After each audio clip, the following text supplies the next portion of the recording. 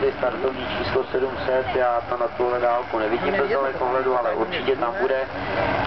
U těchto prototypů, tam už si pak můžete hodně vymýšlet, ať co se týká motoru, rozvoru, světlosti podvozku, ale co je důležité, to jste si určitě všimli, že tyhle ty prototypy mají hydrauliku na natáčení zadní nápravy a to je v trialu hodně důležitá věc, když máte projíždět nějakou trasu, nějaký brány a teď tím zadkem najíždíte na tu tyčku, tak normálním autem vám nezbyde než tu tyčku položit a nabrat si nějakých těch 20 trestných bodů, zatímco s tímhletím prototypem, pokud to s tím umíte, tak vytočíte zadní nápravu a zrovna tak jako předkem, tak to objedete i zadkem.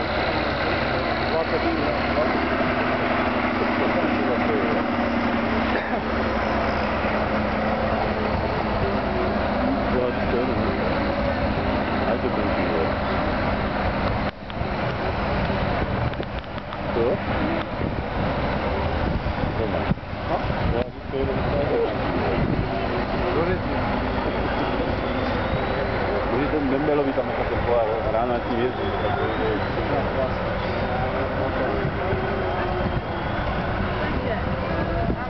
Říkadu, bere, nějaké udělané.